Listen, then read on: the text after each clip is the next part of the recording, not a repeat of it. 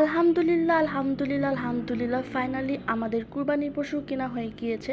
এটার পিছনে আমার ছোট ভাই কত সময় দিয়েছে অ্যান্ড বছরের প্রথম লিচু খেলাম।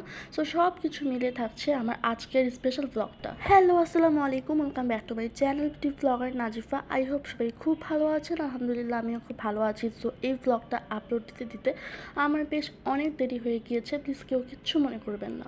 এই যে এই ব্ল্যাক কালারের গরুটা দেখতে পাচ্ছেন, এটা হচ্ছে বেসিক্যালি আমার চাচিদের। সো ওরা হচ্ছে এনে ফেলেছে, আনার পর হচ্ছে আমাদেরকে ফোন দিল যেন আমরা উপর থেকে দেখি। প্রতি বছরের তুলনায় এই বছর ওদের গরুটা অনেক বেশি পাকলা ছিল আর অনেক বেশি পাকলামিও করেছে। সবাই এটাকে গেটের ভিতরে ঢুকানোর অনেক বেশি ট্রাই করেছে, অনেক যুদ্ধের পর ঢুকাতে পেরেছে। এখানে হচ্ছে আমার দুলাভাই ছিল, চাচু, বাবা, তারপর হচ্ছে আমার মেয়েছোট ভাইও ছিল। বাই দ্য ওয়ে, তারপর হচ্ছে আম্মুর কাছে চলে আসলাম অ্যান্ড আসার পর দেখলাম যে আম্মু আমাদের জন্য লাঞ্চ রেডি করছিল।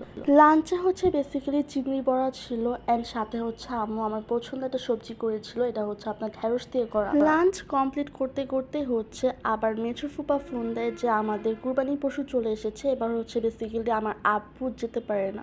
আমার বাবা হচ্ছে প্রচুর পরিমাণে কাজে ব্যস্ত ছিল, যার কারণে ফুপাকে বলা হয়েছিল যেন আমাদের কুরবানির পশু নিয়ে আসে। ফুপা হচ্ছে অর্ধেক আনার পর আমাদের যে দারোয়ান চাচা আছে সে হচ্ছে আনতে যায়, আনার পর আমাদের বারান্দাতেই রাখা হয়।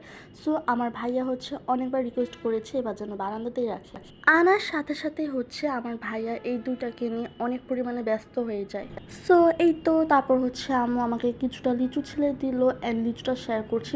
আচ্ছা, আপনারা কারা কারা আমার মতো লিচু পছন্দ করেন, লিচুর এই সিজনটাতে অবশ্যই কিন্তু কমেন্টস করে জানাবেন।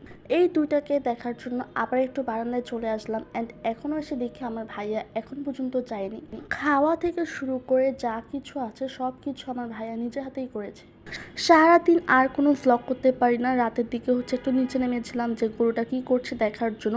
পরে এসে দেখি আমাদের দারোয়ান চাচা তাকে কোনো রকমভাবে খাওয়াতেই পারছিল না, এত পরিমাণে রাগ ছিল তার মধ্যে।